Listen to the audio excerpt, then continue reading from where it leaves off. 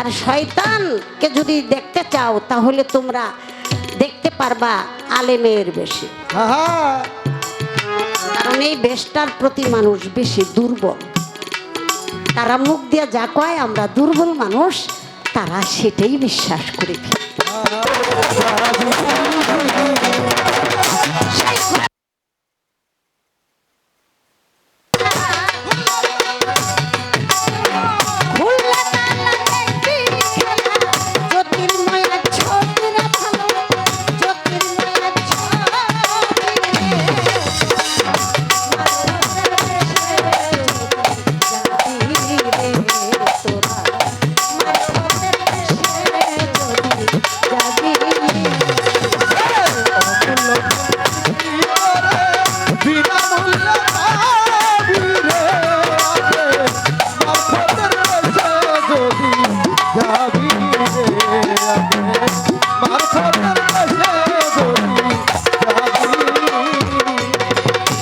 মারফত হইল এমন একটি দেশ, যেই দেশে যে গিয়াছে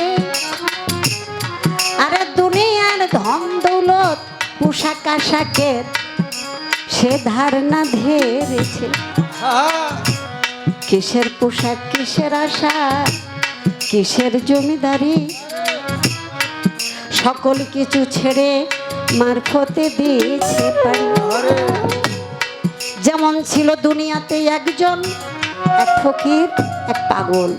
নাম ছিল তার কি? নাম ছিল তার জুন্নুন মিশরি। জুন্নুন মিশরি নদীর পাড়ে বসে আছে। কিছু যুবক ছেলেরা গিয়ে বলে, এই জমিদারি ছেড়ে তুমি জঙ্গলে জঙ্গলে ঘোরো, নদীর পাড়ে এসে বসো। ছিল তোমার রাজ পোশাক, এখন দেখি ছিঁড়া ফাড়া পোশাক, মাথার চুল এলোমেলো, চেহারা হয়ে গেছে বিবর্ণ মলিন। তুমি কি পেয়েছো ফকিরের মধ্যে? ফকিরি কইরা পাইছো কি? কয় ফকিরি কইরা পাইছি কি দেখবা? কয় দেখাও।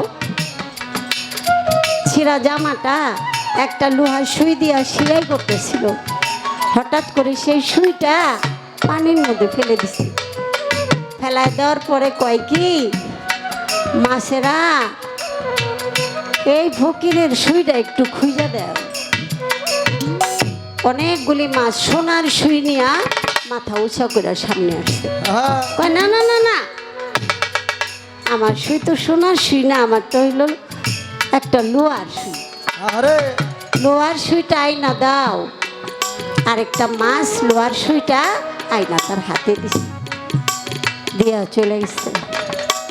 এখন সে দুই চোখের পানি ছেড়ে দিয়া বলে, যুবক বাবাজিরা দেখছো ফকিরি করে কি পাইছি? আমি মালিকের হয়ে গেছি, আমি সকল কিছু নিঃস্ব করে দিয়েছি তার রাস্তায়। এখন আল্লাহর সৃষ্টি যা আছে সবাই আমার কথা শুনে, আমি তার কথা শুনছি। এখন সৃষ্টি সব আমার গোলাম করে দিয়েছে। এটাই ফকিরি কইরা পাওয়া যায়। যারা বুঝে না তারা বুঝে না, তাগুলোকে কিন্তু তর্ক করে লাভ নাই। চোর আর সাধু কখনো বন্ধুত্ব চলে না। চোরে বুঝবে কি সাধুর মর্ম? বুঝবে? বুঝবে না। চোরেরাই বেশি সাধুকে প্রশ্ন করতে আসে, জিজ্ঞাসা করতে আসে, প্রশ্নবিদ্ধ করে। ভণ্ড ভণ্ডামি এটা সেটা কারা বলে? চোরেরাই। অর্থাৎ যাদের ভিতরটা গলদ, উপরে শুধু ভদ্র বেশ আর ভিতরে হইল মোনাফিকি গলদ, তারা হলো ধর্মচোর। ধর্মকে লুকায়া রাখে। মূল ধর্ম মানব ধর্ম নাই, শুধু ঠোঁটের মধ্যে ইমান কিন্তু অন্তরে নাই। এটা আমার দয়াল নবী বলে গেছেন, শেষ জামানায় কলির কালে আমার উম্মত লেবাসে থাকবে মাওলানার বেশ, লেবাসদারি। তাদের ঠোঁটে থাকবে খুব ধর্মের বুলি, অন্তর ভরা থাকবে গলদ শয়তানি। আর শয়তানকে যদি দেখতে চাও তাহলে তোমরা দেখতে পারবা আলেমের বেশে। কারণ এই বেশটার প্রতি মানুষ বেশি দুর্বল। তারা মুখ দিয়ে যা কয় আমরা দুর্বল মানুষ, তারা সেটাই বিশ্বাস করে ফেলে। বেদবি নিয়েন না, তারা যা বলে তাই তো, কিন্তু আমরা তো একটু কাগজও ঘাটাঘাটি করি। এই জন্য এই কাগজের মধ্যে মগজের মিল করে দেখি যে মূল দলিল কোনটা। আমার মানিক দেওয়ান বাবার কাছে আজকে প্রশ্ন থাকবে, সময় তো বেশি নাই, দুনিয়া কয়দিনের আর যাওয়ার এমনিও সময় হয়ে গেছে। তো শেষমেশ আমার বাবার কাছে একটা কথা জিজ্ঞেস করে দেই, আপনি বলবেন হাদিস বুখারী শরীফ প্রথম খণ্ডের প্রথম হাদিস। এই হাদিসের মধ্যে বর্ণনা আছে হাসরের মাঠে আল্লাহ তাআলা প্রথম নামাজিকে প্রশ্ন করবে, আর যেই নামাজিদেরকে প্রশ্ন করবে ওই নামাজিদেরকে আল্লাহ তাআলা জাহান্নামে পাঠাবে। প্রশ্ন জিজ্ঞাসা করবেই নামাজিদেরকে। অনেক জায়গায় কিন্তু লেখা থাকে যে প্রথম হিসাব নেওয়া হবে নামাজের, লেখা কিন্তু থাকে, আর কিন্তু কিছু লেখা নাই, শুধু নামাজের। তাতে বোঝা যায় কি যে নামাজ পড়াই লাগবে, পড়াই লাগবে, আর নামাজ পড়ার লোকে করাও লাগবে, পড়ার করা দুইটাই লাগবে। আসসালাতু মেরাজুল মুমিন, মুমিনের মেরাজ হবে সালাতের মাধ্যমে, আর সেটাই হলো করা। তাই আমার বাবার কাছে প্রশ্নটা রয়ে গেল, আপনি জবাব দিবেন যে প্রথম প্রশ্ন জিজ্ঞাসা হবে নামাজিদেরকে, আর সেই নামাজিদের জন্য আল্লাহ তাআলা বলবে তোমাদেরকে আমি দোজখে নিক্ষেপ করব। এটার কারণটা কি?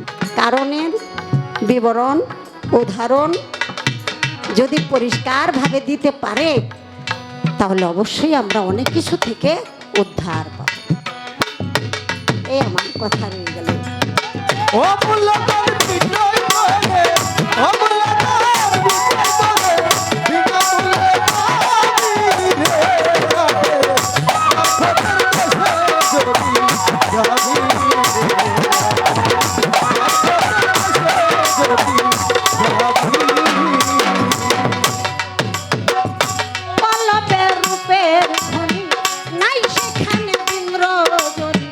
হরদমে জিকিরের ধ্বনি কানে শুনতে পাবি,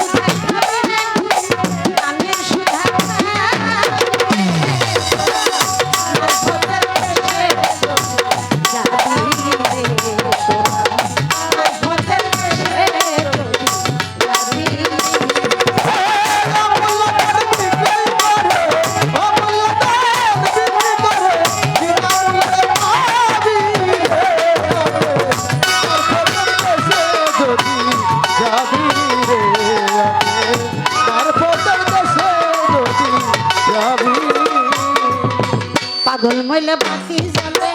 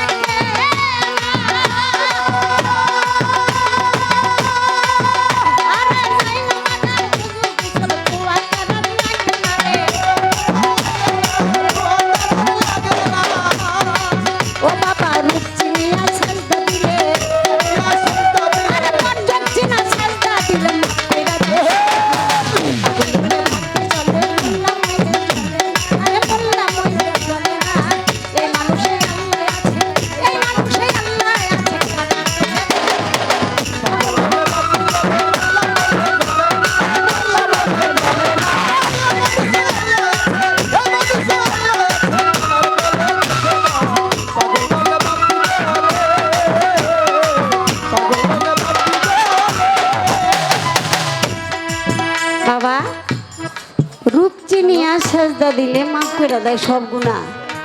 বর্জক চিনা সেজদা দিলে, সেজদা দিলাম আমার একটা রূপ থাকতে হইব না। আন্দা কুন্দা সেজদা দিলে কোনো কামে লাগবো না। আরে আজাজিল মুকরুম আবিদ আন্দা কুন্দা সেজদা করছিল 9,80,000 বছর। লাগছে কোনো কামে? লাগে না, কোনো কামে লাগে নাই, কোনো কামে না। কারণ তার কোনো রূপ ছিল না।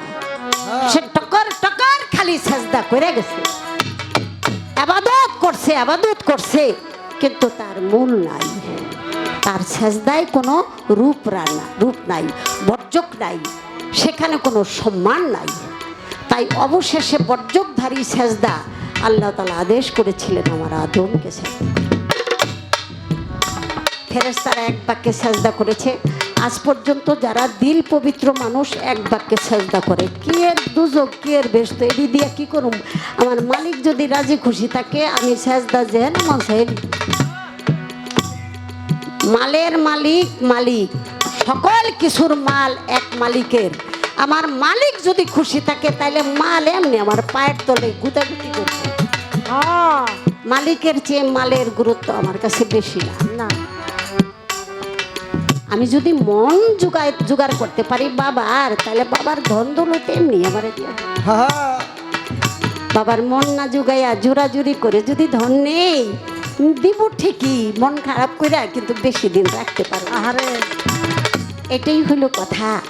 অবশেষে ফেরেশতারা সেজদা করেছিল। আজ পর্যন্ত যারা নাকি পবিত্র অন্তরের মানুষ, প্রেমের মানুষ, এক আল্লাহকে বিশ্বাস করে, ভক্তি দেয়, সে যার হাতে হাত দিয়েছে, বায়াত হয়েছে, সে আল্লাহর প্রতিনিধি রূপে তাকেও বিশ্বাস করে, তাকেও মানে। অতএব সে মুর্শিদ যাহা বাক্য দেয় সেটা সেই মহান আল্লাহ তাআলার সূক্ষ্ম বাক্য মনে করে সেজদা করে। এখানে একটা লক্ষ্য আছে, এখানে একটা দিক আছে, এখানে একটা বর্জক আছে, একটা রূপ আছে। রূপ দেখে যদি আমি ভক্তি দিই, সেজদা করি, তার মধ্যে যে কত প্রেম জাগে, প্রেম ছাড়া কেউ বুঝতে পারে না। তাই ফেরেশতারা সেজদা করেছিল, সেজদা করে নাই সেই মুকরুম আবিদ। তার মধ্যে ছিল অহংকার, বলেছে আমি 9,80,000 বছর সেজদা করেছি, ইবাদত করেছি, আমি কেন মাটির আদমের পায়ে সেজদা করব? আল্লাহ বলেছে আমি সন্তুষ্ট হই তাই সেজদা করো। আল্লাহ আপনি বিবেচনা করেন, আমি হলাম ফেরেশতা, আর এটা হলো মাটির তৈরি, আমার যে ছোট, আমি বানাইছি। আবার আল্লাহ বলে ওরে নেমক হারাম, ওরে অকৃতজ্ঞ, ওরে লাভরমান, আমি তোর মুক্তির জন্য একটা ব্যবস্থা করেছি। আমি আমার আদমকে প্রতিনিধি করেছি, আদমকে সাজদা দিলে আমাকে করা হয়। তুই যখন তোর অভিভাবককে, প্রভুকে তুই যখন বিবেচনার প্রসঙ্গ শিখাইতে আসছস, তাই আমি তোকে তিরস্কারের সহিত বহিষ্কার করলাম। তুই হয়ে যা নিম্নগামী, আর হয়ে যা কোথায়? জাহান্নাম। তুই সর্বনিকৃষ্ট হয়ে যা। আমি তোকে বানাইছিলাম শ্রেষ্ঠ, আজ তোর বেদবির জন্য তুই হয়ে গেলি নিকৃষ্ট। আর কোনোদিন তুই আমার রহমতের দৃষ্টি পাবি না।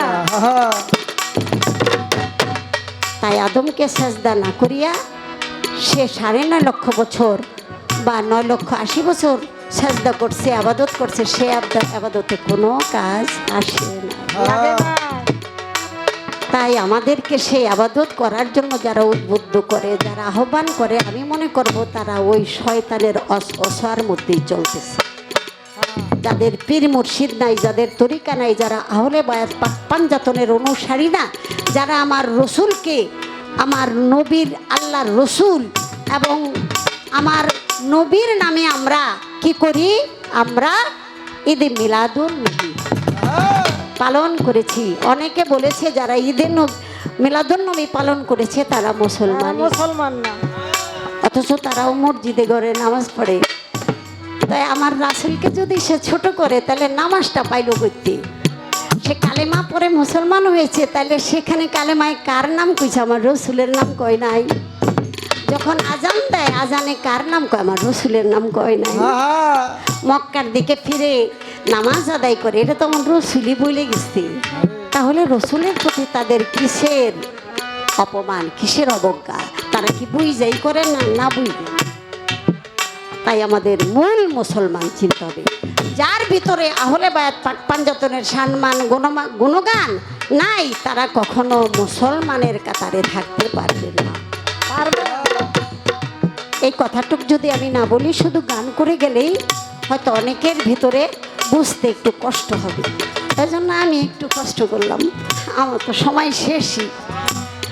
এখন বুঝি যেই কামে ঘাম নাই সেই কামের কোনো দাম। দাম নাই। হ্যাঁ যে কামে আছে ঘাম, সেই কামেরই আছে দাম। দাম। হ্যাঁ মালিককে দেখতেছে, আমি মালিককে নাম স্মরণ করার জন্য আমি ঘামতেছি। প্রতিটি ঘামের ফোঁটা এটা প্রেমের ভালোবাসা। আমার মুর্শিদ আমার দিকে তাকায়, আমার আল্লাহ আমার দিকে তাকায়। পাগল বলে বাপি চলে, মোল্লা বলে চলে, আরে মুর্শি বলে চলে না, এই মানুষে, আরে এই মানুষে আল্লাহ আছে।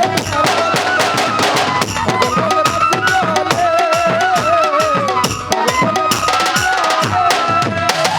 ওয়াশকরণী পাগল ছিল রাসূল প্রেমে দিওয়ানা।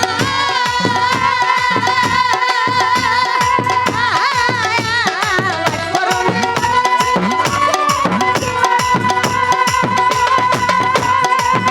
ও তার 32 গান ভাঙ্গা ফেললো। আরে 32 গান তবু ওই নাম আরে মোল্লা বলে চলে না, এই মানুষে আল্লাহ আছে, এই মানুষে আল্লাহ আছে। পাগল বলে বাপি চলে, পাগল বলে আরে ওয়াশকরণী পাগল ছিল রাসূল প্রেমে দিওয়ানা।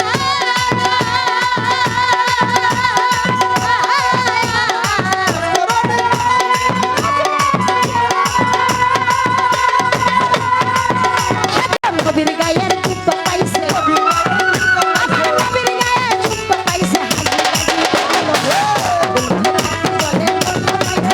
আরে মুর্শি বলে চলে, এই মানুষে আল্লাহ আছে, এই মানুষে আল্লাহ আছে।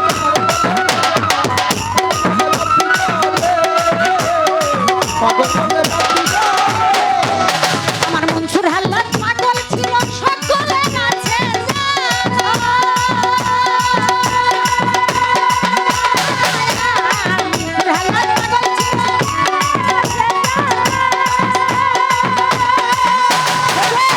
কাজীর মায়ার গল্প হইল, কাজীর মায়ার গল্প হইল, স্বামী কইতার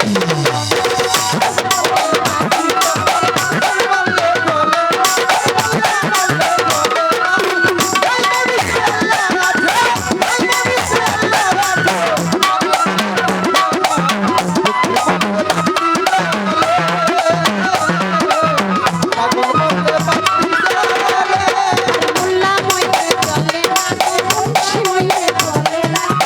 ওই মানুষে আল্লাহ আছে, এই মানুষে আল্লাহ আছে। ওই মইতে বাতি চলে না, মোল্লা মইতে চলে না, মোল্লা মইতে চলে না। এই মানুষে আল্লাহ আছে, এই মানুষে আল্লাহ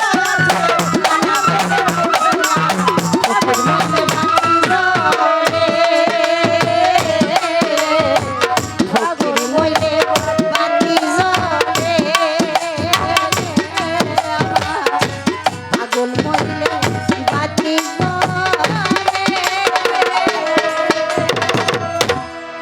আল্লাহ এখানে উপস্থিত হয়েছেন, আপনাদের পায়ের নিচে যেই ধুলা কণা পড়ে থাকে সেই ধুলা সমান আমি মানিক দেওয়ান এখনো হইতে পারি নাই।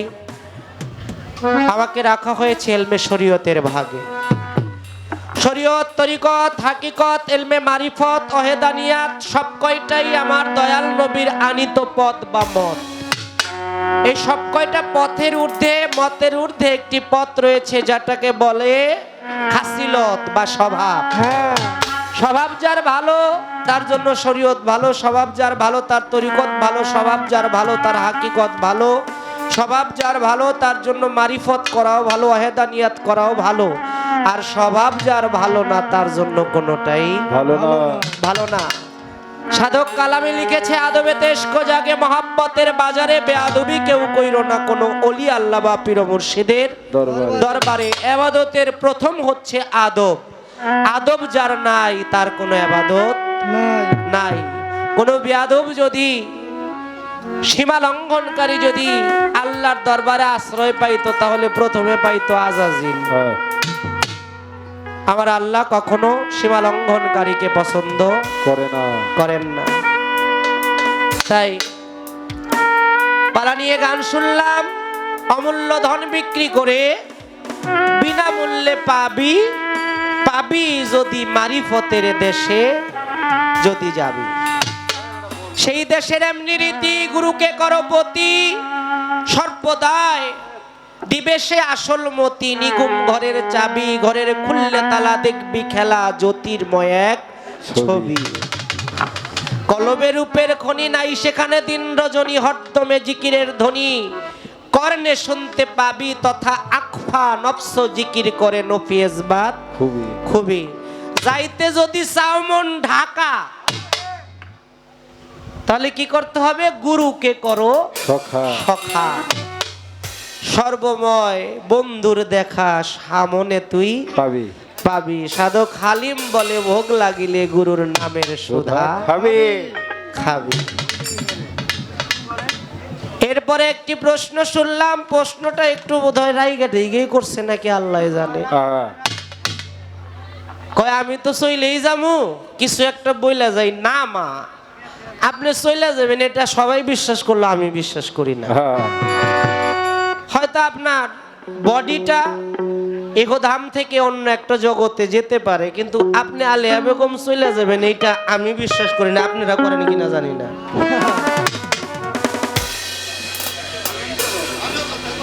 ধন্যবাদ। আরে ওনারাই তো সব মেলা মিলিয়ে রাখবো। হ্যাঁ, আমি শরীয়তের পক্ষে আছি, আমি কথা কমে এটা ভালো লাগবো, এটা এটা কি কোনো কথা? পাগলের কাছে শরীয়তের কথা ভালো লাগবো। তো ওনার মতো যারা তাগো কাছে কিন্তু আজকে আমার কথাটা খুব একটা ডক লাগবো না, কারণ ওনারা মসজিদে ঘরে যাওয়ার চেষ্টা করে না, আর ওনারা এই দিকে যাওয়ার খুব একটা রাজিও না। আগে একটি গান আমি করব, তারপরে যেহেতু অভিনয়ের ক্ষেত্র জিটকা সুফিকুল সম্রাট দেওয়ান শব্দ রশিদ চিস্তি তার একটা কালামের মধ্যে আছে, সেজেছ যে সাজ করিবে সে কাজ, নইলে পাবে লাজ বিচারের সময়। তোমায় এমন সুসাজে যে জন্য সাজায়, পরে মায়ার কুহকে ভুলে রইলি তাই। আমার দাদাগুরু জ্ঞানের প্রদীপ সাধক রজ্জবালি দেওয়ানো ঠিক একই কথা বলেছেন। তাই বলবো বাবা, যে কোনো বিষয়ের একটু সাজসজ্জা লাগে, তাৎক্ষণিকভাবে কি করবো, একটু সাজসজ্জার মধ্যে মাথায় একটু শরীয়তের লেবাস ধারণ করি, তারপরে শরীয়তের পক্ষ থেকে একটি গান করব। তবে সবচাইতে মূল বিষয় হচ্ছে আজকে যিনি মারফত গাইবে, গাইবে তো ভালো কথা, কিন্তু আজকেই তার জীবনের শ্রেষ্ঠ পালা আমি ইনশাল্লাহ আপনাদের দোয়া থাকলে গাওয়ায় আসার মতো। জনম বইরা মারফত গাইছে, আর আজকেও মারফত গাইবো। একটু আমি সিগন্যাল দিলাম, একটু সাজের মধ্যে যাই আর কি।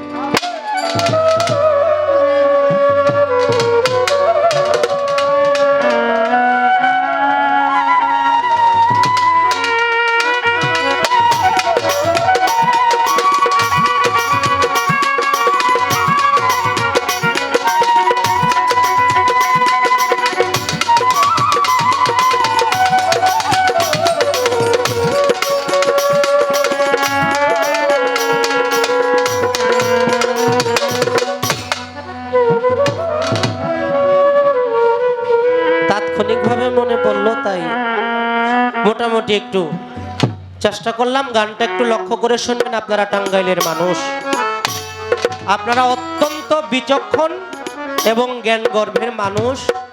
আমি টাঙ্গাইলের মানুষদেরকে হৃদয় থেকে শ্রদ্ধা করি, কারণ এই মানুষগুলো মরার আগেই একবার মরে গেছে। তাই এই মরা মানুষগুলোর দেখলেও ভালো লাগে। আমার কাছে আশা করি আপনাদের কাছেও ভালো লাগবে। শরীয়ত, তরিকত, হাকিকত, এই তিনটা নিয়ে হইলো একটা পথ। আর আজকে মারফত বিষয়ে জানবো। গানটা একটু লক্ষ্য করে শুনবেন। শরীয়ত জানো সত্য করো নিত্য তার আবাদত, শরীয়ত জানো সত্য করো নিত্য তার আবাদত,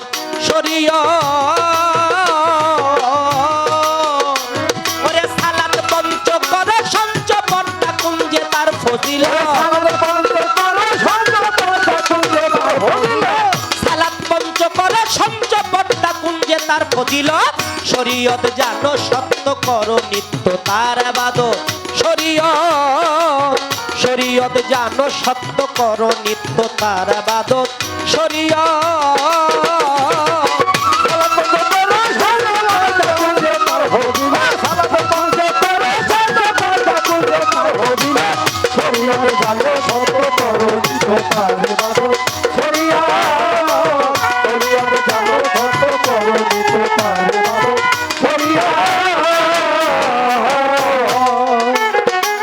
শরীয়তের পহেলা ধারা এক সত্তাকে স্বীকার করা,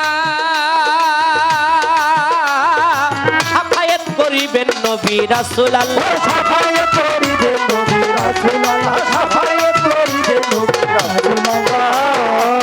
শরীয়তের পহেলা ধারা ওই এক আল্লাহকে স্বীকার করা,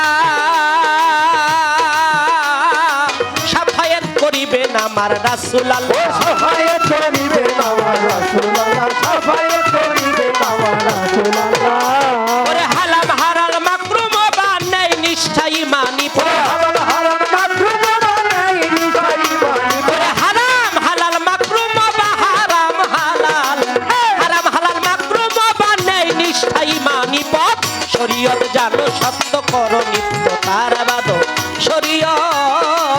শরীয়ত জানো সত্য করো নিত্য তার আবাদত,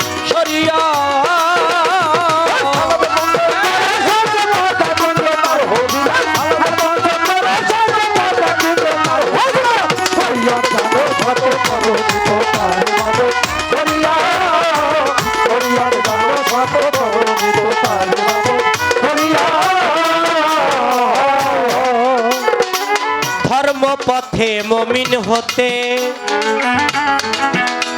চলো আল কোরআনের আদেশ মতে, জীবন গড়ে মুত্তাকি জান্নাতি তারা, জীবন গড়ে মুত্তাকি জান্নাতি তারা, জীবন গড়ে মুত্তাকি জান্নাতি তারা।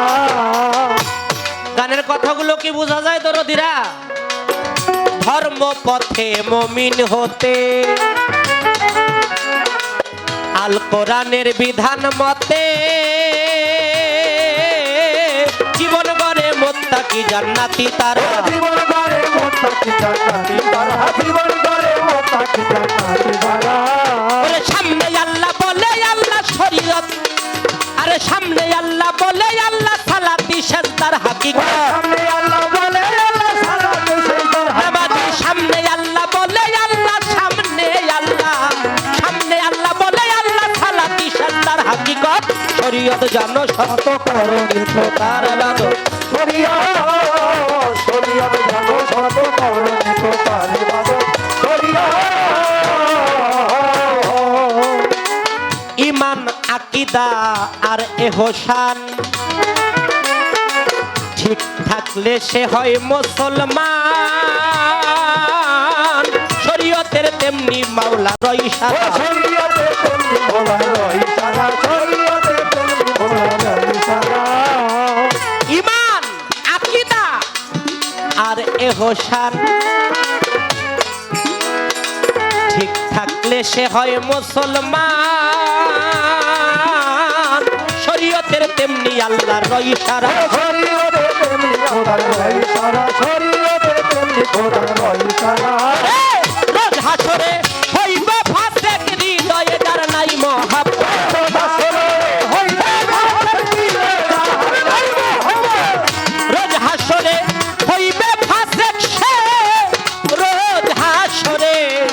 রোজ হাসরে হইবে ফাসেক যার আমার আল্লাহ, আল্লাহর রাসূল, আহলে বায়াত, পরকাল দিবস, ফেরেশতাদের প্রতি, আসমানী কিতাবদের প্রতি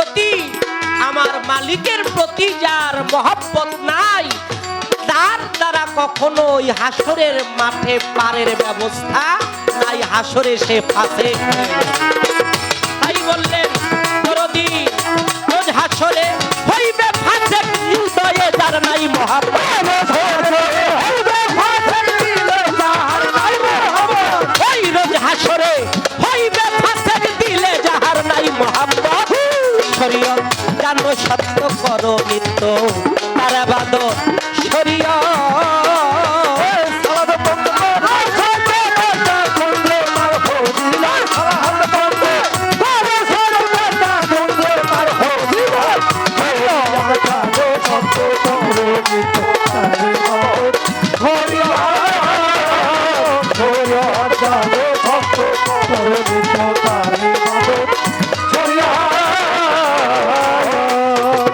বাজান আমার কালাম আল্লাহর সত্য বাণী,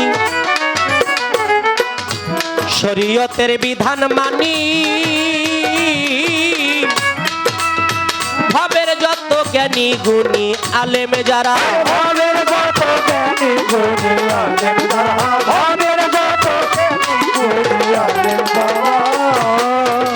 কালাম কালাম মানি কথা, কালাম আল্লাহর সত্যবাণী, শরীয়তের বিধান মানি। ভাবের যত জ্ঞানী গুণী আলেম যারা,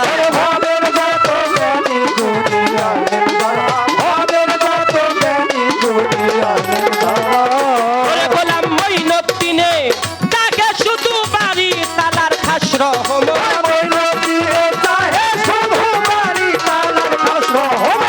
গোলাম মঈনুদ্দিনে তাকে শুধু মঈনুদ্দিনে তাকে শুধু বাড়ি তালার খাস রহমত।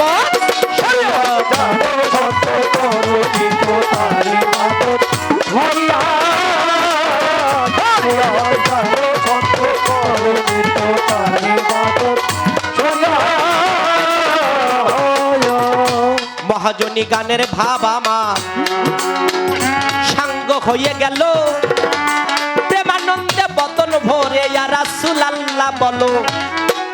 নিদানের কান্ডারি নবী, নবী ছাড়া বান্ধব নাই রে। ইহকাল পরকাল দুই কালে নবী পারের কর্ণধার। আপনারাই আছেন যারা জ্ঞানী আশেকার, বৈশা বৈশা সুন্দর ভাবে শুনছেন বাউল গান। আপনারা এমনি ভাবে থাকেন যদি চুপ, মানিক দেওয়ান আলেয়া বেগম গাইতে পারবো খুব। আপনারা সবাই মিলে করলে একটু দোয়া, তবে বাজান হবে আজকে আমাদের গান গাওয়া। আমি মানিক দেওয়ান অধম কাঙা, আমি হই বাতুল। আপনারা কেন বান্দয়াল দরদিরা দিবেন আপনাদের চরণ ধুল। বড় শিল্পী হওয়ার আমার বিন্দু মাত্র আশা নাই, আপনাদের কাছে দোয়া দয়া ভিক্ষা চাই। যেন পরিপূর্ণ একটা মানুষ হয়ে ঈমান নিয়ে আমার মালিককে দেখতে দেখতে কবরে যাইতে পারি। অন্য ভিন্ন কামনা জগতে না করি কেন, মানুষ হওয়া এই মানুষের বড় সাধনা। হাত পা নিয়ে জন্ম নিলেই তাকে মানুষ বলে না। কত মানুষ রূপী মানুষ আছে বিশ্ব চরাচরে, হায়নার চাইতে হিংস্র তারা আছে জগৎ জুড়ে। তাই তাদের কেউ মানুষ বলা আসলেই উচিত না। মনুষ্যত্ব তার ভিতরেও মোটেও জাগৃত না। শরীয়তার মারিফতে দিয়া দিল পাল্লা। আপনারা বৈশা বৈশা করেন আল্লাহ আল্লাহ কেন? জিকির করলে কাল পরিষ্কার হয় আল্লাহর কোরআনের বাণী। আল্লাহ রাখে জিকির করবেন, হাদিস কোরআন জানি। প্রথমবারে দাঁড়াইয়া প্রশ্ন করে গেল, আমি আস্তে ধীরে তাহার কথার জবাব দিব ভালো। একদল নামাজি হাসরের মাঠে আল্লাহ মানুষদেরকে প্রশ্ন করবে, তার মধ্যে নামাজিদেরকে প্রশ্ন করবে। নামাজিরা যখন প্রশ্নের জবাব দিবে আল্লাহ রাস্তা দেখায় দিবে, এই দিক দিয়ে তোমরা দোজখের পথে হাইটা যাও। এখন এই নামাজিগুলো কারা? এটা হাদিস বুখারী প্রথম খণ্ডের প্রথম পারায় প্রথম ভাবেই বলতেছে না, শুধু পবিত্র কোরআন শরীফের মধ্যে 114 সূরা, তার মধ্যে একটি সূরা আছে সূরা মাউন। আপনারা জানেন না?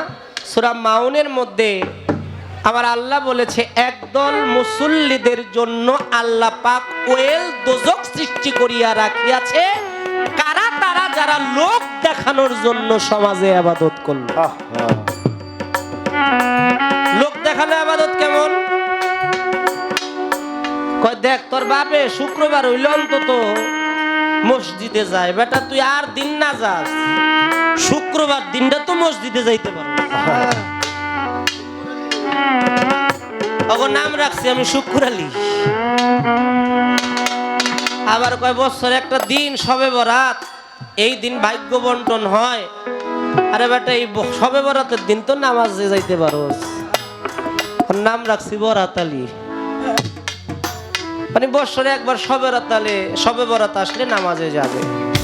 লোক দেখানোর জন্য যারা ভালো মানুষ সাজে, লোক দেখানোর জন্য যারা ধার্মিক সাজে, লোক দেখানোর জন্য যারা আলেম সাজে, লোক সমাজকে দেখানোর জন্য, সমাজকে বোঝানোর জন্য যারা ভিতরের মধ্যে শয়তানি রেখে, গলদ রেখে মানুষের মাঝে বুঝায় আমি একজন পাক্কা নামাজি, ওই সকল লোক দেখানোর নামাজিদের জন্য আল্লাহ পাক সেই দিন জাহান্নামের ব্যবস্থা করে রেখেছেন। কারণ নামাজ হচ্ছে আল্লাহর সন্তুষ্টির জন্য, নাকি?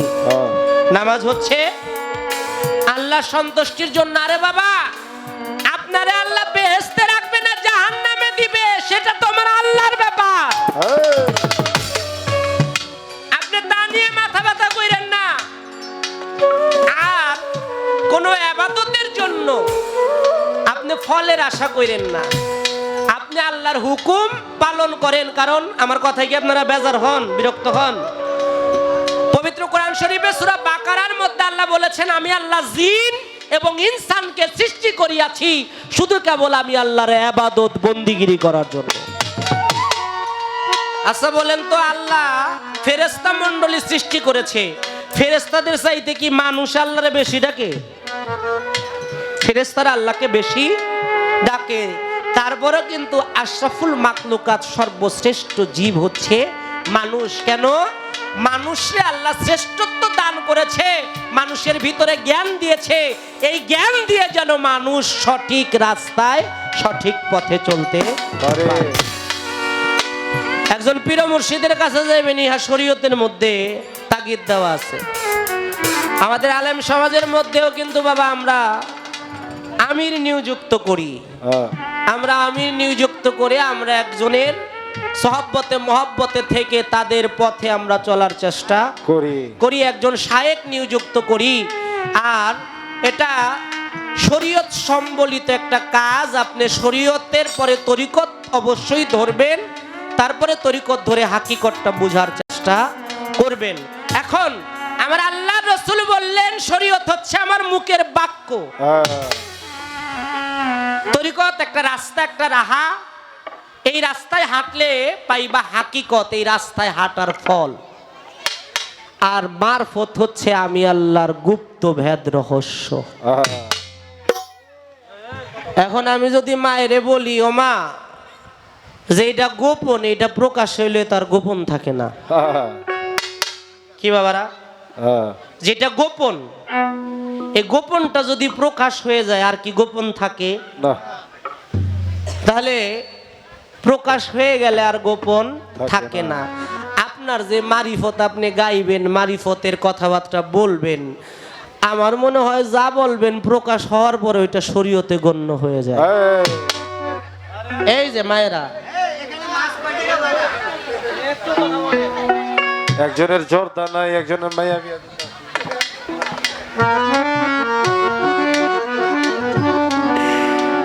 আসলে এখানে কিছু সংখ্যক মা বোনরা বসছে তো, আমাদের পুরুষদের চাইতে মা বোনরা অনেক বেশি, তার জন্য একটু চিল্লাচিল্লি হবেই। আর মা বোনরা এটা সবসময় একটু করেই থাকে, তাদের প্রতি আপনারা বেজার হবেন না, তাদেরকে তাদের মতো থাকতে দেন। আমি মা বোনদেরকে বলবো আপনারা দয়া করে কানের সামনে কথাগুলো বললেন না। এবার চলে যাক, প্রশ্ন করতে চাই, মারিফতের দেশে যদি যাইতে চাও ভাই, কি করতে হবে? অমূল্য ধন বিক্রি করে দিতে হবে। আবার কেমনে? বিনামূল্যে। একটা টাকা দিবি না। আচ্ছা, যেইটার কোনো মূল্য নাই ওইটা আবার বিনামূল্যে কেডাই কিনে? এটা তেমনি মূল্য নাই। অমূল্য ধন বিক্রি করে বিনামূল্যে পাবি। আচ্ছা, অমূল্য ধন বিক্রি করছে, আপনার কাছে একটু জানতে চাই এটা কিসের বিনিময়ে বিক্রি হইল? এটা কি কোনো অর্থ করি, ধন দৌলত, টাকা পয়সা? আর আপনি বিক্রি করার কথা বললেন, বাজান একটু ক্ষমা করবেন, আপনাদেরকে কষ্ট দিতে চাই। আপনারা কোরআন শরীফ আল্লাহর বিধান মানেন না সবাই? একটু আমরা সবাই কোরআন শরীফ আল্লাহর বিধান মানি। বর্তমান সচেতন যুগ, এই যুগে এসে আপনি যদি অ্যান্ড্রয়েড মোবাইলের মধ্যে যদি কোরআন শরীফ অ্যাপটা ডাউনলোড করতে চান, আপনি 30 পারা কোরআনই সেখানে পেয়ে যাবেন। এই 30 পারা কোরআনের মধ্যে খুঁজে দেখবেন সূরা আরাফ। কি বললাম? সূরা আরাফ, আয়াত নাম্বার হচ্ছে 3। এই কথাটা আমি কাউকে জিজ্ঞেস করিনি, আর বলতামও না। মা একটা গান গাইলো, পাগল মরলে বাতি জ্বলে, মোল্লা মরলে জ্বলে না। আমরা টাঙ্গাইল জেলায় আছি, মাওলানা আব্দুল হামিদ খান ভাসানী সাহেব, তার মাজার আছে না? আছে। তার মাজারে বাতি জ্বলে না? জ্বলে। বাইরে আর গেলাম না, টাঙ্গাইলের মধ্যেই রইলাম। আমাদের পটুয়াখালীতে যাইবেন, মির্জাগঞ্জ হজরত ইয়ারউদ্দিন খলিফা রহমতুল্লাহ আলাইহে, সেখানে আপনি দেখবেন বাতি জ্বলতেছে। হ্যাঁ, আবার শাহ আলী বাবার দরবারই যান না, শাহ আলী বাবা তিনি মসজিদ ঘরের মধ্যে চেল্লা করার জন্য ঢুকেছিল 40 দিনের।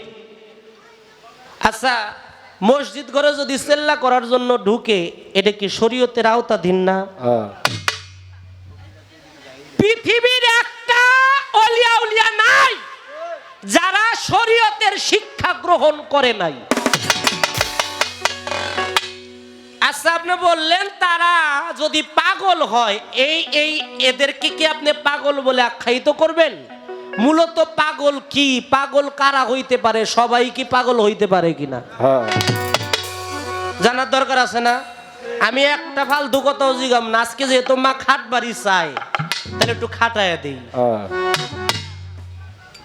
পবিত্র কোরআন শরীফে সূরা আরাফের 3 নম্বর আয়াতের মধ্যে আল্লাহ বলেছেন, কি বললেন?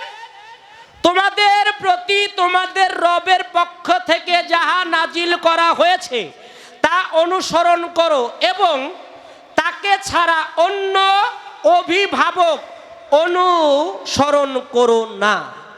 তোমরা সামান্যই উপদেশ গ্রহণ করো। অন্য অভিভাবক বলতে পীর মুর্শিদকে, গুরু ধরাকে বোঝানো হয়েছে। আল্লাহ ছাড়া কারো উপাস্য নাই, আল্লাহ ছাড়া কারো আশ্রয় যাইতে আল্লাহ পবিত্র কোরআনে সূরা আরাফের 3 নম্বর আয়াতের মধ্যে বলে দিলেন। আপনি বললেন ওলির কাছে বায়াতে রাসূল গ্রহণ করতে হবে, মুরিদ হইতে হবে, নয়তো আপনার কোনো কিছুই হবে না। কোরআন বলল তাদের কাছে যাইও না, আপনি বললেন যাইতে। এখানে বিষয়টা কি আপনি একটু দয়া করে খুলে বলবেন? কি আপনারা কি বুঝতে পারছেন কথাটা? আশা করি আমার মা যদি বলে ভালো লাগবে। সূরা আরাফের 3 নম্বর আয়াতে আল্লাহ বললেন তাদের কাছে তোমরা যাইও না। তারা হচ্ছে এই সমাজের মধ্যে যারা গুরু বলে দাবি করে। আপনি বলবেন তাদের কাছে যাওয়ার জন্য আল্লাহ নিষেধ কেন করলো?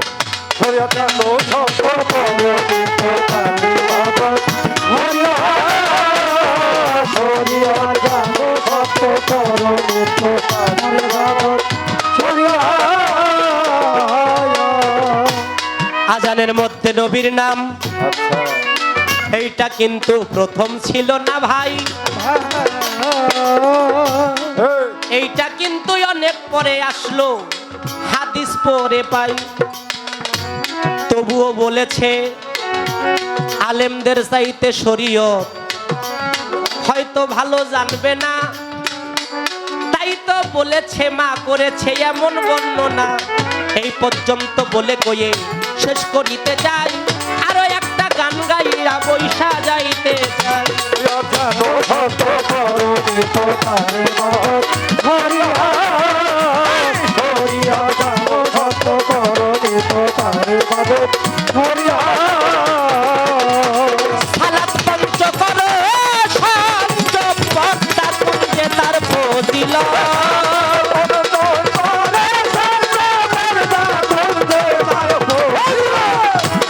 সালাত পঞ্চ করো সঞ্চ পর্দা কুঞ্জে তার ফজিল। শরীয়ত জানো সত্য করো নিত্য তারা বাদ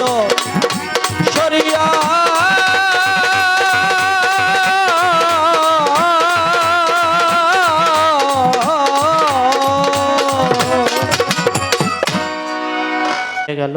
বাঁশিটা একটু বাড়ান, বাঁশিটা বাড়ান। আশা করি আমরা গান করতে করতে এমন একটা জায়গায় যেন পৌঁছাইতে পারি যেখানে গেলে আমাদের প্রত্যেকের হৃদয়ে যেই ভাবের ঢেউটা বইতেছে,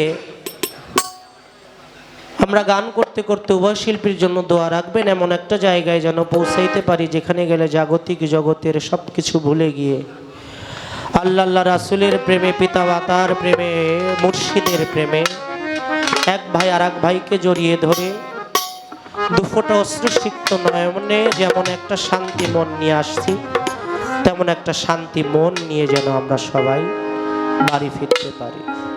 তাই আমার মন থেকে সেই পেয়ারে হাবিব রসুলে খোদা, আমরা আল্লাহর ইবাদত করি, আমার আল্লাহ একটা কাজ করে, আমি গানটি করব, সেই কাজ সম্বন্ধে একটু আলোচনা রাখবো, এগুলো আমাদের দরকার আছে। আপনারা আমাদের আলেম সমাজদের মধ্যে অনেক রকমের গন্ডগোল আছে। আমি কিন্তু বাবা প্রকৃতপক্ষে কোনো মাদ্রাসায় পড়া আলেম না, অভিনয় যাহা কখনো সত্য নয়, অভিনয়ের মঞ্চে দাঁড়িয়েছি, আজকে শরীয়তের অভিনয়, শরীয়তের ভাগে যা আছে বলছি, আগামীকালকে যদি আমাকে মারিফত দেয় মারিফতের ভাগ থেকেই বলবো। তাই আমরা যেই যাই গাই না কেন, আমাদের মধ্যে সমস্যাটা কি? আকীদাগত সমস্যা। এই আকীদা মানে ওই আকীদা মানে, কেউ বলে নামাজ পড়বেন ঠিক আছে, দরুদ পড়ন যাইব না। কেউ বলে দরুদ পড়বেন ঠিক আছে, কিন্তু দাঁড়াইয়া কিয়াম কইরা দরুদ পড়ার দরকার নাই। এক একজনে এক একটা বলে বেড়াচ্ছে, যার কারণে আমরা কোন পথে যাব আমরা দিশাহারা হয়ে যাই। একটাই ৭৩টা দল হবে, আমার আল্লাহ নিজেই বলে দিয়েছে, হে রসুল আপনার উম্মতে মুহাম্মদীর মধ্যে বনি ইসরাইলদের মধ্যে ছিল ৭২টা দল, আর আপনার মধ্যে একটা দল বেশি হবে, ৭৩টা দল হবে, তার মধ্যে একটা দল নাজাত প্রাপ্ত হবে আর ৭২টাই ধ্বংস হয়ে যাবে। এখন আপনি আমি সেই একটা দলের মধ্যে আছি কিনা নিজের বিবেককে প্রশ্ন করলেই পেয়ে যাবেন। আমার রাসূলে খোদার মহব্বতে এই গানটি আশা করি মহব্বত ভরে শুনবেন।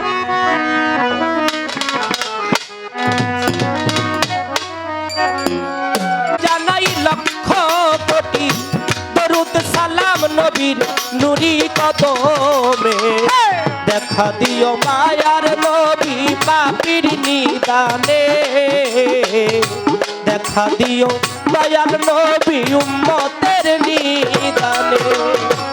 লক্ষ কোটি সালাম জানাই, লক্ষ কোটি সালাম জানাই নবীর নুরি কদমে, দেখা দিও মায়ার নবী পাপীর নিদানে, দেখা দিও দয়াল নবী উম্মতের নিদানে।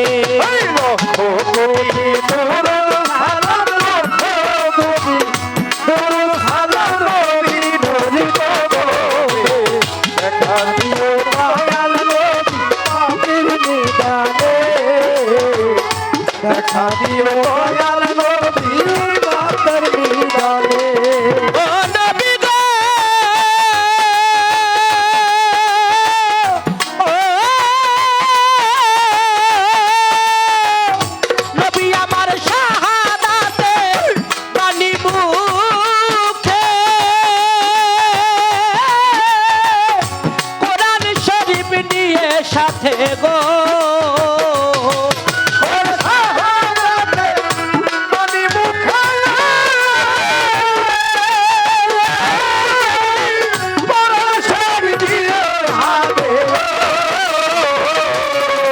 নবী শাহাদাতে বাণী মুখে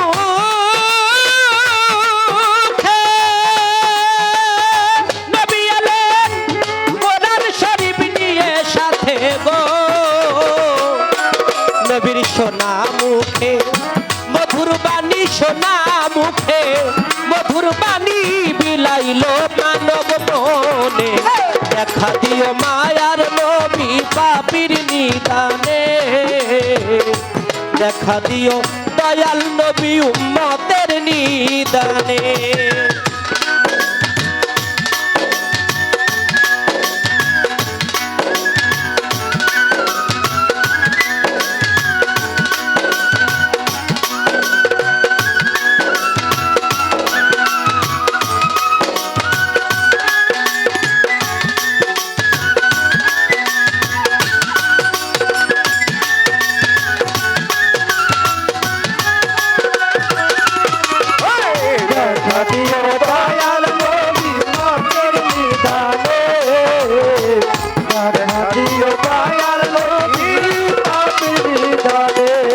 দয়াল নবী গো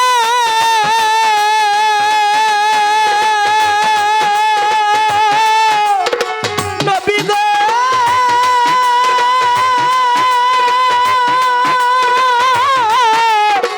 নবী গো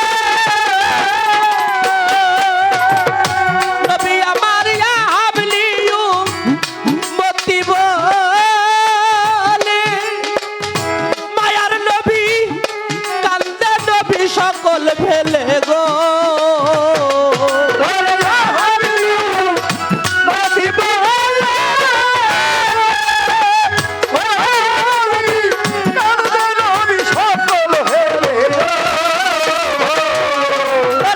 হাবলিয়ু মতি বলে দয়ার নবী পাশে নবী চোখের জলে গো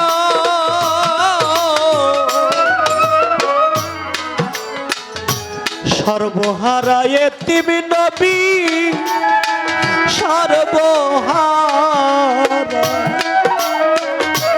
সর্বহারা এতিম নবী সুখ চাইল না ভুবনে দেখা দিও দয়াল নবী পাপীর নিদানে দেখা দিও মায়ার নবী উম্মতের নিদানে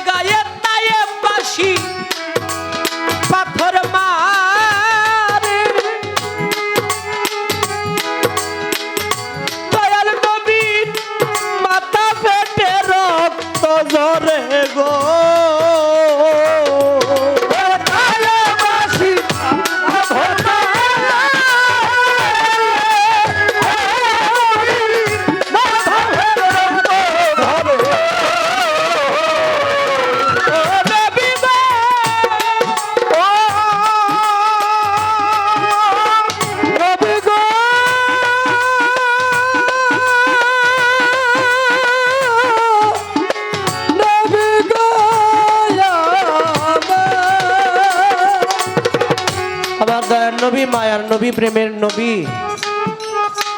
হাদিসের মধ্যে আসছে লাওলা কালাম্মা খালাক্তুল আফলাক। আমার আল্লাহ বলে আমি পৃথিবীতে যাহা কিছু সৃষ্টি করিয়াছি সমগ্র সৃষ্টি আমার হাবিবে খোদার মহব্বতে আমি আল্লাহ সৃষ্টি করিয়াছি। সুবহানাল্লাহ। জোরে বলবো সুবহানাল্লাহ। সুবহানাল্লাহ। আমার নবী ইসলাম ধর্ম প্রচার করার জন্য যখন তায়েবের মাটিতে গেলেন, তায়েববাসীর কাছে এক আল্লাহ সত্য এই ধর্ম যখন প্রচার করতেছে তায়েববাসীরা,